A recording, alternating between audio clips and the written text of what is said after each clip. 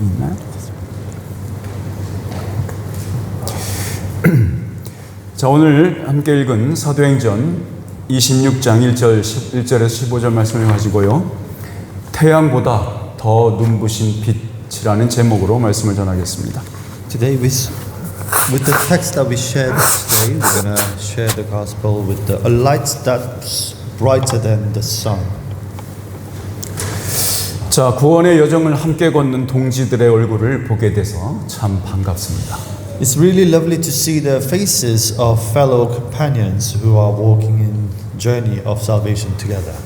여러분 기억하십니까? Do you all remember? 지난 시간에 우리는 아주 그 장엄한 행렬과 위엄을 갖추고 그 가이사리아 도심지를 퍼레이드한 그 아그리빠 왕을 목격했죠. Last time we looked at King Agrippa parading through the center of Caesarea with a grand procession, looking full of majesty. 그리고 그 인간의 영광 앞에 두 손이 이렇게 결박당한 채 끌려 나오는 그 초라한 모습에 바울도 목격했습니다. And we also saw Paul looking like a rather sobby prisoner being dragged out with his hands bound in chains before all that human glory. 이 바울의 죄수복은 땀에 쪄들었을 것이고 냄새가 많이 났을 겁니다. Paul's prison clothes were probably soaked in sweat and smelled a bit. 그러나 그의 인격에서 터져 나오는 그 하나님의 영광의 빛은 그 청문회 장소를 하늘의 재판정으로 만들었습니다. But the light of God's glory bursting out of his character turned that hearing room into a heavenly courtroom. 그러니까 이 청문회는 예수님의 부활 법정이었습니다. So this hearing was basically Jesus' resurrection court. 예수를 믿는 모든 자는 이 세상이 하나님이 다스리고 계시고 그 하늘의 법정이라는 것을 인식하며 사는 자들입니다. Everyone who believes in Jesus is someone who lives knowing that this world is actually a heavenly courtroom ruled by God. 우리는 예수님의 부활로 말미암아서 새롭게 창조된 그 새로운 세상에서 살고 있다는 관점으로 그리고 그의 부활을 우리의 말과 행동으로 주장하자고 지난 시간에 다짐한 바 있습니다. We promised ourselves to live with the perspective that we are living in a new world created by Jesus' resurrection and to stand up for his resurrection in both what we say and what we do. 오늘 이어지는 오늘 본문은 바울이 자기의 주장을 펼치고 있는 이야기입니다. Today's passage follows on with the story of Paul sharing his side of things. 물론 이게 이제 법정이 아니고 청문회 자리이니만큼 조금 더 자신의 주장을 펴기에 아주 자유로운 분위기였던 것 같습니다. Of course, since it was a hearing rather than an actual court, the atmosphere seems to have been a bit more relaxed for him to speak in his mind. 그러니까 바울에게는 이 자리보다 복음 전하기에 더 좋은 자리는 더 좋은 기회는 없을 거라고 생각했겠죠.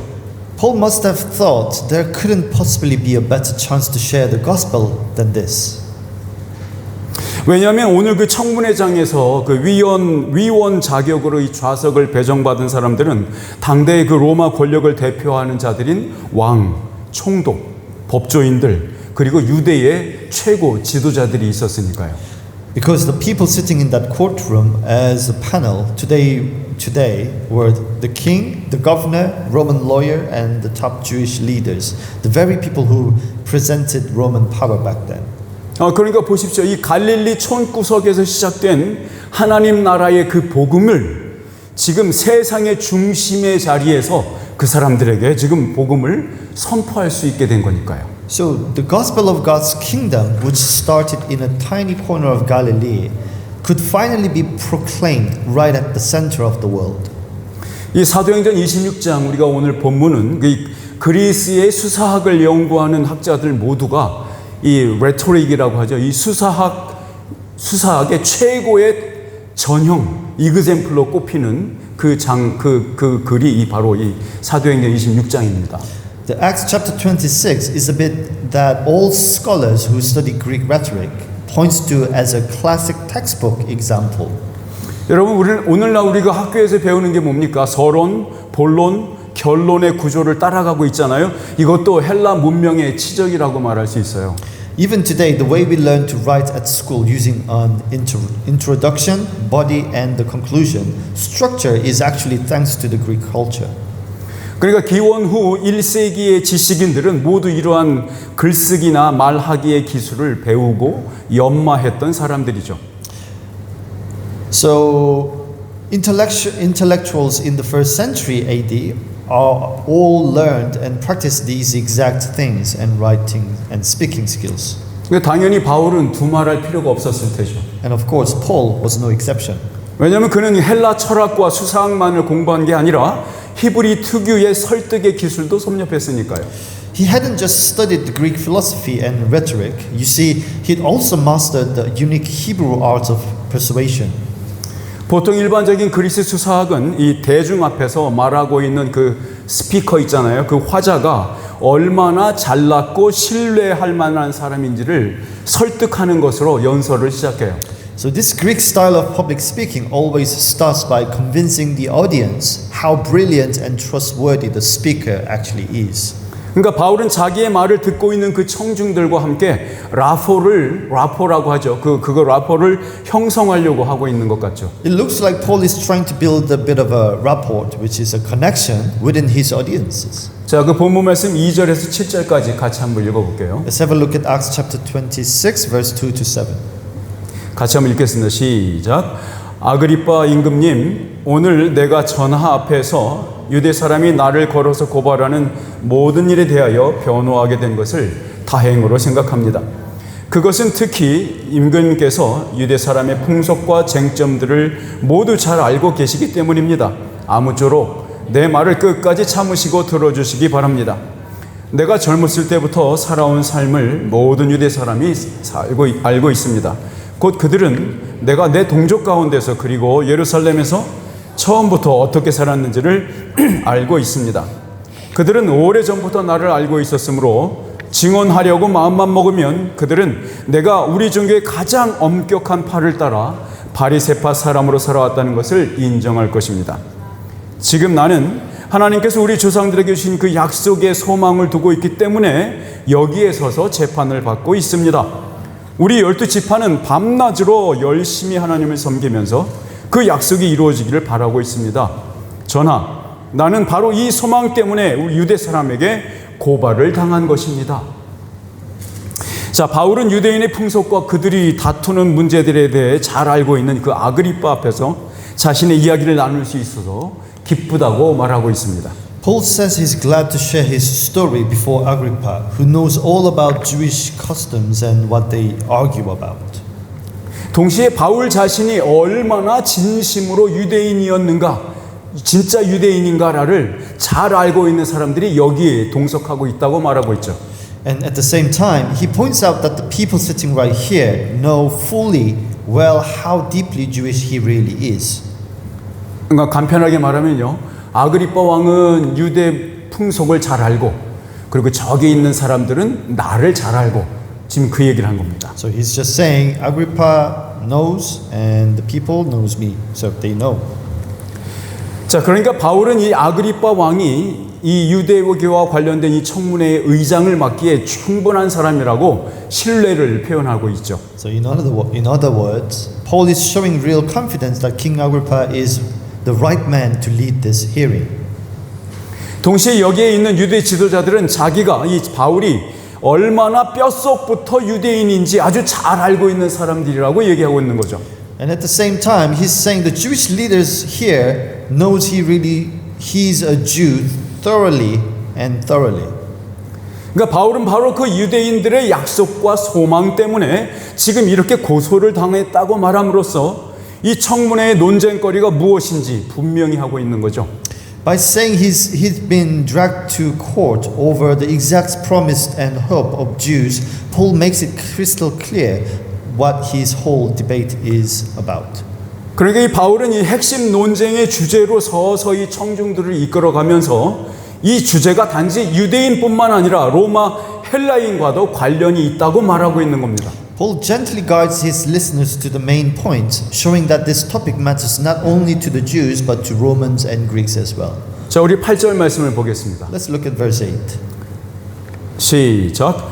여러분은 어찌하여 하나님께서 죽은 사람들을 살리신다는 것을 믿을 수 없는 일로 여기십니까? 자, 이 말은 이 당신들이 창조주 하나님께서 천지를 만드실 때에 아무것도 없는 곳에서 전혀 새로운 것을 창조하신 분이라는 것을 여러분이 믿는다면 지금 죽은 자를 다시 살려낼 수 있는 그 능력이 그에게 있다는 것을 믿는 게 뭐가 그리 어려운 일입니까? 라고 묻는 겁니다. The point is, if you believe the Creator God made the universe out of absolutely nothing, why on earth should it be hard to believe that He can bring dead people back to life now? 바울은 자기 자신도 하나님을 그렇게 제한했었다고 고백하고 있는 거예요. Paul confesses that he used to put God in a box exactly like that himself. 그러니까 하나님께서는 죽은 자를 살리시는 능력이 혹은 그에게는 그러실 의도가 없다고 믿었던 그 일이 자기로 하여금 나사렛 예수 이름을 대적하게 만들었다라고 얘기하는 거죠. He's saying that because he didn't think God could or would raise the dead, he ended up fighting against the name of Jesus Nazareth. 자, 9절 말씀을 확인해 보시면 됩니다. 9절 읽어볼게요. Let's see this clearly in verse 9. 시작. 사실 나도 한때는 나사렛 예수 이름을 반대하는 데에 할 수 있는 온갖 일을 다 해야 한다고 생각하였습니다. 바울은 저 유대인 동족들인 12지파와 함께 믿었던 그 하나님께서는 사람의 모양으로 이 세상에 직접 개입하시지도 않고 또 고난당하셨다가 다시 살아나시는 그런 방법으로 유대인과 이방인 모두를 구원하지는 않을 분이라고 굳게 믿고 있었다 이 말입니다. Paul is saying he was totally convinced that the God he and his fellow 12 tribes believed in would never or come to on earth as a human, suffer and rise again just to save both Jews and Gentiles. 그래서 유대교의 열심이었고 진심이었던 이 바울은 부활을 주장하는 나사렛 예수의 이름을 극구 반대했다는 겁니다. So because Paul was so passionate and serious about Judaism, he completely rejected the name of Jesus. 그러니까 바울은 유대교의 지도자와 파수꾼으로서 마땅히 해야 할 일을 했다는 거죠. So he felt it was his absolute duty as a leader and guardian of the Jewish faith. 바울은 이 일에 지칠 줄 모르는 사냥개처럼 힘세고 고집센 황소처럼 그 일을 밀어붙였다고 고백하고 있는 거예요. Paul is basically admitting that he went after this like an uttering hunting dog or a strong stubborn bull. 자, 그럼 바울이 나사렛 예수의 이름을 대적했던 그 일들이 어떤 일이었는지 어떤 것이었는지 구체적으로 보겠습니다. Right. Let's see exactly what sort of thing Paul did to fight against the name of Jesus of Nazareth. 자, 10절에서 11절 말씀 같이 읽어볼게요. Verse 10 to 11. 시작. 그래서 나는 그런 일을 예루살렘에서 하였습니다. 나는 대제사장들에게서 권한을 받아가지고 많은 성도를 옥에 가두었고 그들이 죽임을 당할 때 그 일에 찬동하였습니다. 그리고 회당마다 찾아가서 여러 번 그들을 형벌하면서 강제로 신앙을 부인하게 하려고 하였습니다.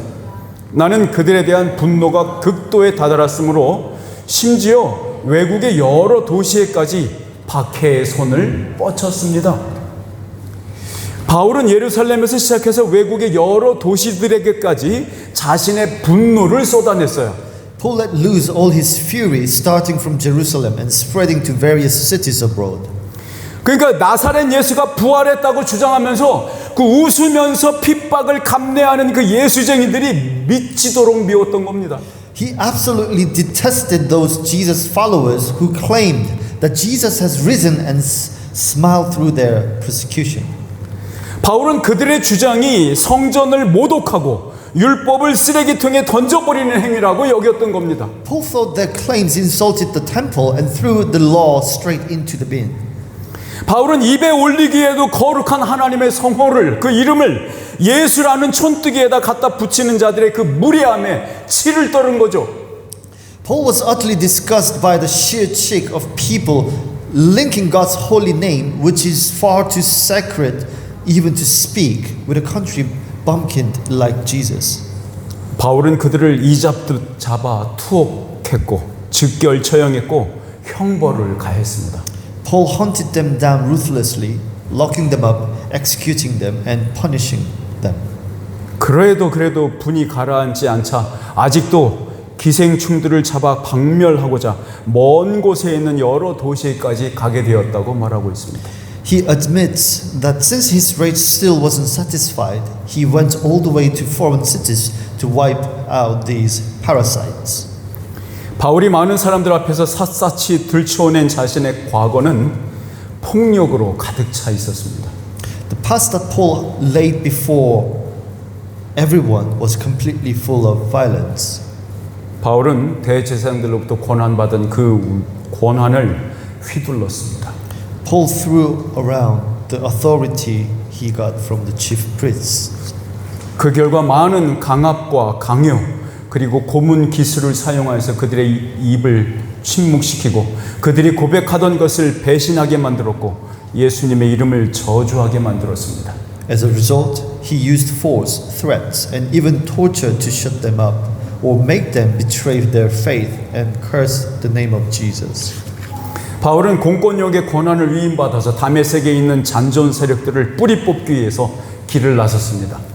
Armed with official authority, Paul hit the road to wipe out the remaining believers in Damascus. 바울과 그 일행들이 다메섹 성에 가까이 다다랐을 때에 이런 일이 벌어졌습니다. As Paul and his group got close to Damascus, this is what happened. 우리 12절에서 14절 같이 보겠습니다. Let's look at verse 12 to 14. 시작. 한 번은 내가 이런 일로 대제사장들에게서 권한과 위임을 받아가지고 다마스쿠스로 가고 있었습니다. 임금님, 나는 길을 가다가 한낮에 하늘에서부터 해보다 더 눈부신 빛이 나와 내 일행을 둘러 비추는 것을 보았습니다. 우리는 모두 땅에 엎어졌습니다. 그때 히브리 말로 나에게 사울아, 사울아, 너는 어찌하여 나를 핍박하느냐? 가시돋친 채찍을 발길로 차면 너만 아플 뿐이다 하고 말하는 음성을 들었습니다. 여러분, 중동의 한낮은 맹렬한 햇빛으로 가득한 시간입니다. You know, midday in those regions, sun is absolutely scorching. 그런데 그 한낮에 뜨겁고 밝은 태양빛보다 더 빛나는 눈부신 빛이 바울 일행을 비추었어요. Yet, a dazzling light, even brighter than the blazing midday sun, suddenly shone around Paul and his group. 아니, 도대체 이 태양빛보다 이토록 강렬할 수 있고 이토록 더 선명하게 밝을 수 있는 빛은 도대체 어떤 빛입니까? What on earth could this light be? To be so intense and so much brighter than the sun. 요한복음에 기록된 이 빛에 대한 묘사를 한번 같이 확인해 봅시다. Let's look at John, how John describes the light. 예, 요한복음 1장 9절에서 11절입니다. It's chapter 1, verse 9 to 11. 같이 읽겠습니다. 시작. 그 빛이 세상에 오셨으니 모든 사람을 비추는 참 빛이시다. 그는 세상에 계셨다. 세상이 그로 말미암아 생겨났는데도 세상은 그를 알지 못하였다. 그가 자기 땅에 오셨으나 그의 백성은 그를 맞아들이지 않았다. 여기 한낮의 태양보다 더 눈부신 빛의 실체는 바로 여기 그라고 표현된 나사렛 예수였습니다. The true identity of that light, which was brighter than the midday sun, was Jesus of Nazareth. 그러니까 그분으로부터 방출되는 빛 때문에 바울 일행들 모두는 땅바닥에 엎어질 수밖에 없었던 겁니다. Because of the light beaming from him, Paul and all his men had no choice but to fall flat on the ground. 아니, 세상에 어떤 자가 그 절대자, 창조자의 신성과 품격이 방출하는 그 빛 앞에서 엎어지지 않고 버틸 수 있겠습니까? Who on earth could stand their ground and not fall down before the brilliant light of the Almighty? 여러분, 바울의 전 인격을 휘감았던 것은 그 빛뿐만이 아니었어요. And it wasn't just the light that overwhelmed Paul's entire being. 오히려 그 빛이 담고 있는 그 빛의 주인의 입에서 나오는 말이었습니다. And it was actually the words coming out from the mouth of the master of that light. 그 빛의 주인이 이렇게 말했어요. The master of the light said this. 사울아, 사울아라고요. Saul, Saul. 분명히 히브리 방언이었습니다. It was definitely in the Hebrew language. 그 빛이셨던 그분이 이 땅에서 쓰셨던 언어인 아람어였죠. It was Aramaic, the very language he used when he lived on this earth. 진노의 음성이셨을까요? Was it a voice full of anger? 아니면 달래고 얼르시려는 음성이었을까요? Or was it a gentle voice trying to reason with him? 그게 어느 쪽이든 그 음성이 와서 꽂혔던 그 관역이 되었던 바울에게는 엄청난 소리였을 것이 분명합니다. Whichever it was, it must have been a massive shock to Paul, who was the target of those words. 왜냐하면 그 음성, 그 말 소리의 내용 때문이었습니다. Mainly because of what the voice actually said. 사울아 사울아 너는 어찌하여 나를 핍박하느냐 가시돋친 채찍을 발길로 차면 너만 아플 뿐이다. Saul, Saul, why are you persecuting me? It only hurting yourself to kick against the spikes. 성경에서 이렇게 두 번씩 이름을 부르는 경우는요 대부분 매우 친밀한 사이를 전제한 그러한 호칭 방법입니다. In the Bible, when a name is called twice like this, it usually means there's a really close relationship. 어쩌면 이것을 존 스토트의 주장대로 예수님께서 사울을 계속해서 추적해 오고 계셨던 것의 증거로도 볼 수 있죠. Maybe just as John Stott suggested, it's a proof that Jesus had been tracking Saul down all along. 아니면 이삭을 제물로 바치는 그 절대절명의 순간에 급하게 아브라함을 제지하셨던 그 다급한 하나님의 음성이었을 수도 있죠. Or perhaps it was an urgent voice like the one stopping Abraham at the absolute last second when sacrificing Isaac.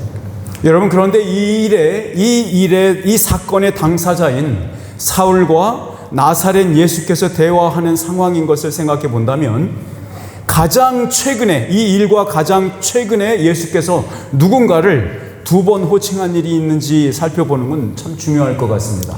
But considering this is a conversation between Saul and Jesus of Nazareth, it's worth looking at the most recent time Jesus called someone twice. 사울을 이렇게 두 번 부르신 예수께서는 십자가에 달려 죽으시면서 이렇게 자기의 아버지를 두 번 부르셨죠.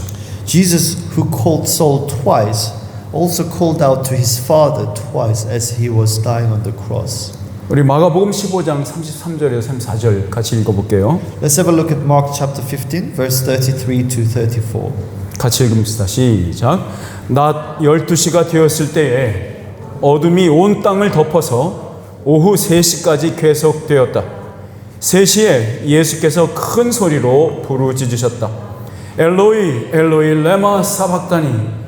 그것은 번역하면 나의 하나님 어찌하여 나를 버리셨습니까 하는 뜻이다. 예수께서 다메섹 도상에서 사울을 부르신 그 시각은 그가 십자가에 달리사 온 땅에 어둠이 덮이기 시작한 바로 그 시점입니다. The time Jesus called Saul on the Damascus road mirrors the exact time when darkness started covering the earth while he was on the cross. 그 어둠의 마지막 시점에 예수는 당신의 아버지를 두 번 부르셨습니다. Right at the end of that darkness, Jesus called out his father twice, 엘로이 엘로이라고요. saying, Eloi, Eloi. 어찌하여 나를 버리십니까 하면서 고통 속에서 죽어갔던 예수께서 지금 사울에게 다시 그 이름을 그렇게 묻고 있는 겁니다. Jesus, who died in agony, asking why he was abandoned, is now asking Saul, why are you still abandoning me? 아버지 앞에 나의 하나님 어찌하여 나를 버리십니까? 라고 했던 그분이 바울에게 얘기하는 겁니다. 너는 왜 아직도 나를 버리고 있니? 라고 말이죠. He's asking, why are you still persecuting me? 왜 나를 아직도 핍박하고 있냐고 말이죠. 고생은 내가 한 것으로 충분하지 않냐? 아버지의 마음에 내가 흡족한데, 내가 한 고생이 흡족한데 너는 도대체 누굴 믿고 이렇게 하고 있는 것이냐라고 얘기하고 있는 거죠. It's as if he's saying, my suffering was quite enough to satisfy the Father's heart. So, who do you think you are to keep doing this? 가시체를 뒷발질한다는 말은 무지로 인해서 어리석고 부질없는 짓을 의미하는 겁니다. Kicking against the spike means doing something completely foolish and pointless out of pure ignorance. 분명히 주님께서는 바울을 칭찬하고 있지는 않지만 오히려 사울을 걱정해주고 있는 것 같지 않습니까? Clearly, the Lord isn't praising Paul, but don't you think he's actually sounds a bit worried about Saul? 바울이 스데반을 처형한 이후에 혹은 수많은 사람의 목숨을 끊거나 가혹한 고문을 행함으로써 그가 내면적으로 고민에 빠져 있기 때문이었을까요? Do you think Paul was secretly struggling inside after executing Stephen or after locking up and torturing so many people? 아니 오히려 바울은 자신의 행동에 거리낌이 전혀 없었고 양심에 걸리는 게 전혀 없다고 여러 번 말한 것을 보면 그렇게 보기에는 전체 스토리에 안 어울리는 것 같아요. Actually, given that Paul said he had no regrets or completely clear consciences, that idea doesn't really fit the rest of the story. 주님께서 바울을 향한 연민을 보이신 것은 사실인 것 같습니다. It really seems like the Lord is showing him some pity. 왜냐하면 너만 아플 뿐이다 라고 말하셨으니까요. After all, he said, it's only hurting yourself. 그런데 이 말을 들은 사울은 너무도 큰 충격에 빠지고 말았습니다. But hearing this, Saul was absolutely shell-shocked. 아니 지금까지 내가 열심을 다해 좇은 분이 성경의 하나님이 아니란 말인가 그럼? Does this mean the God I've been working so hard for isn't the true God of the scripture? 그럼 도대체 나는 지금까지 누구를 대적해 온 거지? Then who on earth have I been fighting against? 내 평생에 쌓아올린 학문과 유대 동족들을 보호하고자 했던 이 모든 일이 헛수고라는 건가? Are you telling me that my whole life study and everything that I did to protect my people was completely waste of time? 그럼 내가 지금까지 거역해서는 안 될 그 절대적인 존재를 대항하고 있었던 것이 여지까지 거기에 최선을 다했다는 얘기인가? Have I actually been trying my absolute best to fight against the Almighty who I should never have opposed? 그러니까 내 손에 묻은 그들의 피는 예수의 피란 말인가? The blood that's shed on my hand, is that Jesus' blood? 사울은 그 음성의 주인에게 이렇게 되물었습니다. Saul asked the owner of the voice back. 15절 말씀입니다. Let's look at verse 15. 시작. 그래서 내가 주님 누구십니까 하고 물었더니 주님께서 나는 네가 핍박하는 예수이다. 사울은 그 빛과 음성의 주인이신 그분에게 물었습니다. Saul asked the master of that light and voice, 당신은 누구인가요? Who are you? 성도 여러분, 저는 목회자로서 여러분 모두가 이렇게 질문하는 시간이 있기를 간절히 바랍니다. Dear my brothers and sisters, as your pastor, I truly pray that every single one of you will have a moment where you ask this question.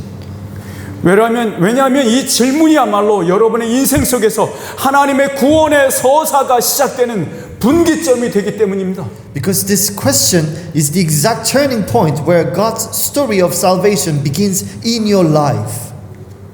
모세가 시내산에서 야훼 하나님께 이렇게 물었습니다. Moses asked Yahweh God at the Mount Sinai, 당신은 누구십니까? 라고요. Are you? 저는 여러분이 인격적으로 창조주를 만나시기를 소원합니다.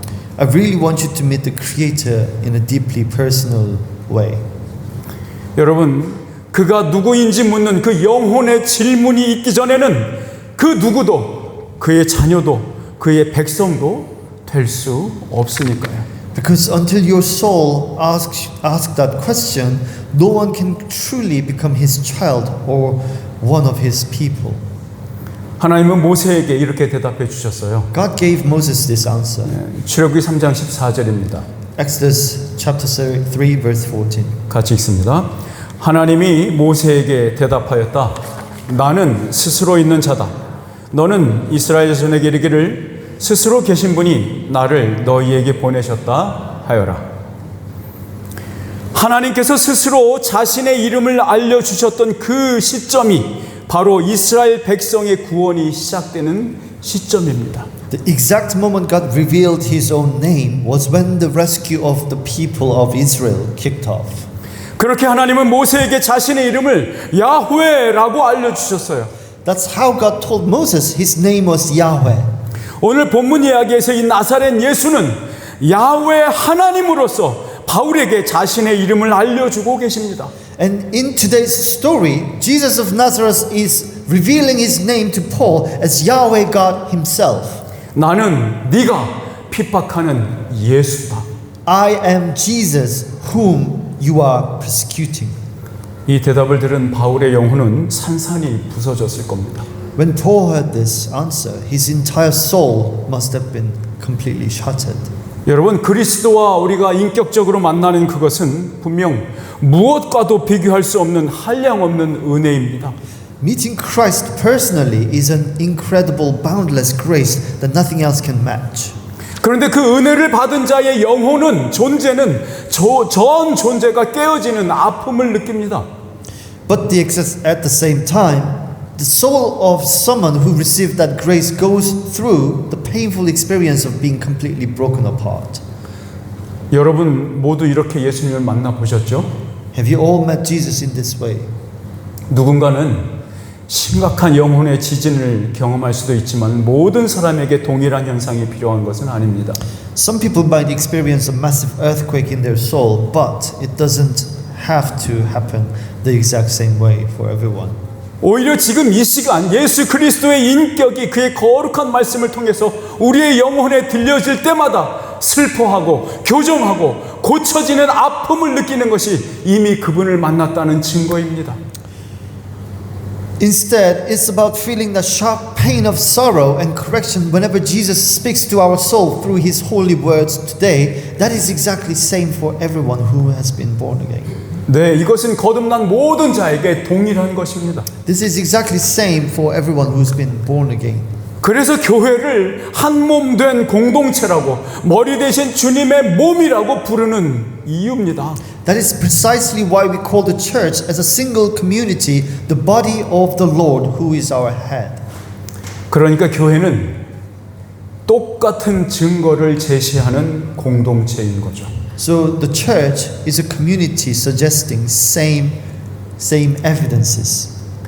사랑하는 성도 여러분, 여러분께 부탁드리고 싶은 게 있습니다. My dear friends, I have a small favor to ask you all.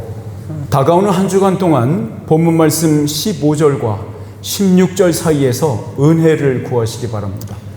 Over the next coming week, I want you to look for a grace right between verse 15 and 16 of our passages.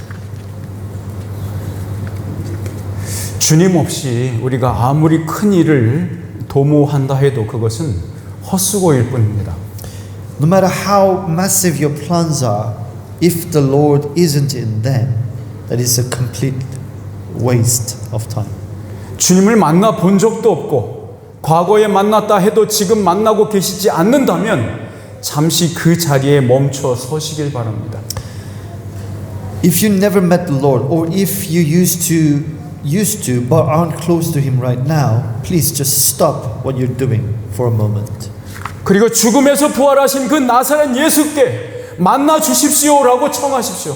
And ask Jesus of Nazareth, who rose from the dead, to come and meet you. 그가 당신을 만나 주실 겁니다. He will meet you. 혹시 아직 만나기 싫어하시는 분이 계신가요? Is there anyone here who's still putting off meeting Him? 예수를 만나면 인생에 걸리적거리는 것도 많아질 것 같고 하고 싶은 일들도 할 수 없게 될 것이 그것 때문에 걱정하시나요? Are you worried that if you follow Jesus's life will get too restrictive and you won't be able to do what you want anymore? 참 자유를 맛보지 못한 분들께 제가 어떻게 그 맛을 묘사해서 설명드릴 수 있겠습니까? If you haven't tasted the true freedom yet, how can I possibly find a word to describe it to you? 그 맛은 그분 예수님만이 차려주시는 그 예수님의 식탁에서만 맛볼 수 있는 겁니다. Because that's the taste you can only find at the table that Jesus Himself sets for you. 자, 모두 자리에서 일어나셔서 주님의 음성을 함께 듣겠습니다. Let's all stand up and listen to the words of Lord Jesus. 마태복음 7장 7절에서 11절 말씀을 같이 받겠습니다. Let's read Matthew chapter 7 verse 7 to 11. 이것은 주님의 식탁입니다. This is the supper table from Jesus. 함께 읽습니다.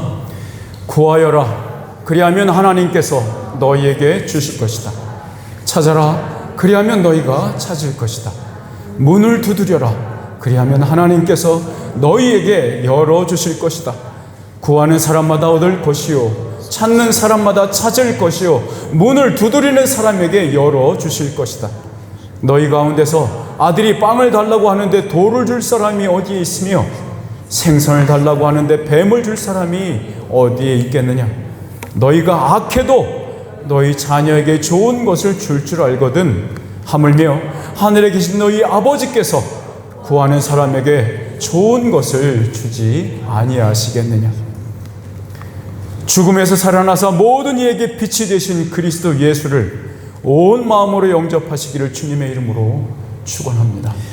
I pray in the name of the Lord that you will all welcome Jesus Christ, who rose from the dead to be a light for everyone. 기도하겠습니다. 사랑 많으신 주님, 이제 우리가 우리 모든 형제 자매들이 주님 앞에서 주님을 간구하고 주님을 만나기를 구하고 청하고 문을 두드리게 도와주시옵소서. 주님, 아직 만나보지 못한 분들이 있다면 주님 초청하여 주시고 그들의 심령에서 역사하여 주시고, 이미 만나봤으나 식은 사람들이 있다면 주님 다시 한번 그 마음의 문을 열어 예수 그리스도를 청하게 하시고 다시 한번 주님과 식탁을 맞이 앉아 먹고 마시게 하여 주시옵소서. 아버지 하나님, 우리와 함께해 주시고 우리의 온 영혼이, 온 존재가 주님을 맞으며 영접하기를 갈급하는 영혼 되도록 주님 축복하여 주시옵소서. 예수님의 이름으로 기도드립니다. 아멘.